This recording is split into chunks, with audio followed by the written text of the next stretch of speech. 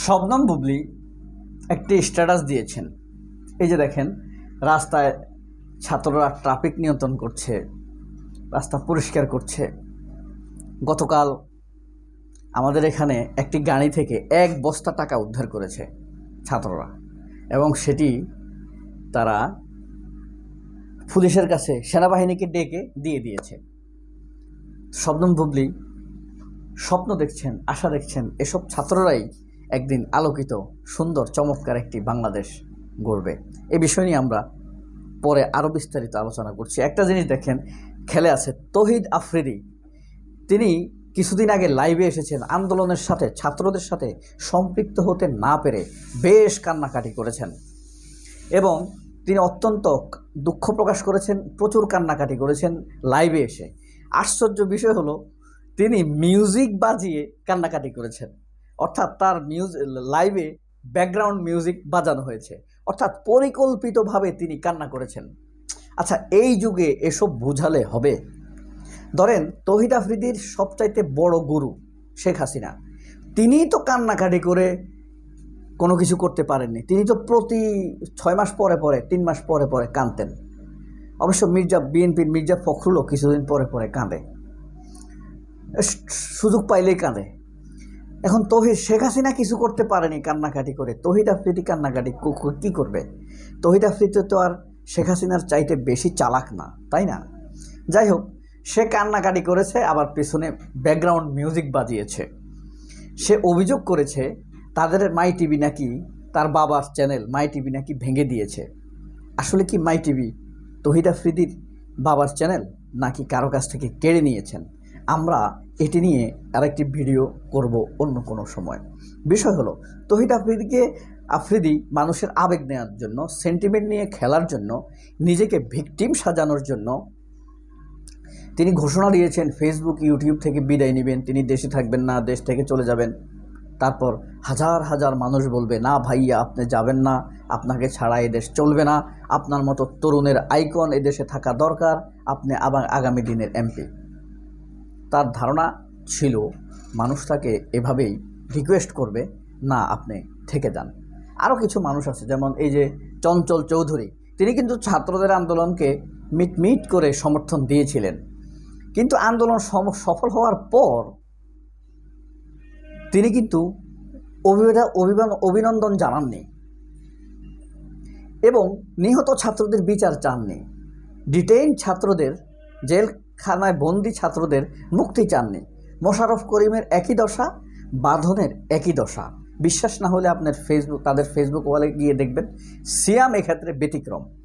সিয়াম এখনও এই আন্দোলনের পক্ষে অটুট, বাকিটা তার মনের বিষয়। এই যে মঞ্জুর আল মতিন, হিরো, আমাদের পুরা জাতির কাছে কিন্তু তিনি হিরো, আলোকিত তরুণ হয়ে উঠেছেন তিনি, এবং সাথে এখন তার স্ত্রীও বেরিয়ে আসছেন, তার বাহুডোরে আবদ্ধ হয়ে বিভিন্ন ক্যামেরায় মুখ যুক্ত হচ্ছেন। একদম শেষে এই মঞ্জুর আল মতিনের বিষয়ে একটি অসাধারণ তথ্য দিব, আপনারা শুধু সাথে থাকবেন যদি এই পর্যন্ত থাকেন। এই যে দেখেন, শবনম বুবলী নিয়মিত কিন্তু তিনি আন্দোলনের মাঠে যাননি, নিয়মিত কিন্তু তিনি নিজের হৃদয়কে স্বচ্ছ রেখে, কোনো প্রতারণা না করে, কুটিল জটিলে না গিয়ে তিনি সহজ সরলভাবে বলে যাচ্ছেন। রক্ত ঝরল কেন, অভিনন্দন জানিয়েছেন বিজয়ে, পতাকা উড়িয়েছেন। এবার দেখেন, বিজয়ের পর ছাত্ররা যেভাবে এই রাস্তা পরিষ্কার করছে, দেশের জন্য এভাবে খাটছে, আপনি বিশ্বাস করেন? এই যে এই ছেলেটা রাস্তা পরিষ্কার করছে স্বেচ্ছায়, তাকে কোনো পয়সা দিবে হ্যাঁ না, রোদ্রে দাঁড়িয়ে রাস্তা পরিষ্কার করছে। ঘরে সে তার মাকে বলে 1 গ্লাস পানি দাও, সে উঠে 1 গ্লাস হয়তো পানি খায় না, কিন্তু ঠিকই সে দেশের কাজটা করছে। কত ভালোবাসা দেশের প্রতি। হ্যাঁ, যে মেয়েটা রাস্তা পরিষ্কার করছে, ঘরে হয়তো মাকে বলছে আমাকে লেবুর শরবত বানিয়ে দাও, কিন্তু হয়তো এটা হলো দেশের প্রতি একটা ভালোবাসা। এই যে ভালো কাজ করতে ভালো লাগা, স্বেচ্ছায় করছে, কোনো পয়সা দিচ্ছে না, কেউ 1 গ্লাস পানি খাওয়াচ্ছে না। আমরা যখন যাই তাদেরকে দেখি, আমার মনে হয়, মাঝে মাঝে মনে হয় আমি এক গাড়ি মানে পানি কিনে দিয়ে তাদেরকে দেই, তোমরা খেও, প্রয়োজন হলে 1 গাড়ি জুস কিনে দেই, তোমরা খেও। ওই পরিমাণ তো দেয়া যায় না, অল্প স্বল্প, কিন্তু ওই তো সামর্থ্য নাই, তাই না? কিন্তু ঠিকই কাজ করছে। এদেরকে অভিনন্দন জানিয়েছেন শবনম বুবলী। এই জিনিসটি কি খারাপ? এটাকে অভিনন্দন জানান। আপনি জানাবেন না অভিনন্দন? সবাই জানাবে, তাই না? এখন চঞ্চল চৌধুরী বা সাংবাদিক তানভীর তারেক, এরা এটাকে রাজনৈতিক চোখে যদি দেখে তাহলে কি হবে? যেখানে চঞ্চল চৌধুরী গিয়ে খালেদা জিয়ার বাড়িতে লিস্ট টাঙায়, তখন বলে এটা দেশের স্বার্থে করছে। আর যখন আন্দোলনের শুরুতে, আমি শেষের কথা বলছি না, জুলাইয়ে প্রথম দিকে যখন বলে এই ব্যাপারে আপনার মন্তব্য কী, তখন বলে শিল্পীদেরকে রাজনৈতিক দৃষ্টির বাইরে রাখা উচিত। তার মানে আন্দোলনকে তিনি রাজনৈতিক চোখে দেখছেন। আর খালেদা জিয়ার বাড়িতে তিনি লিস্ট টাঙিয়েছেন, সেটাকে রাজনীতি মনে করেন না। যখন চান্স আসে তখন ওনারা মুখোশ খোলেন, আর নইলে তারা খোলসের ভিতরে কচ্ছপের মতো ঢুকে যান। এই টাইপের মানুষ তারা। হোক, তবুও যে যে রাজনীতি করুক, কিন্তু আমরা তো বুঝি তারা যা আসলে রাজনীতি করে। আবার শবনম বুবলী আরেকটি অভিনন্দন জানিয়েছেন বাংলাদেশের ইন্টারিম গভর্নমেন্টের, মানে অন্তর্বর্তীকালীন সরকারের যারা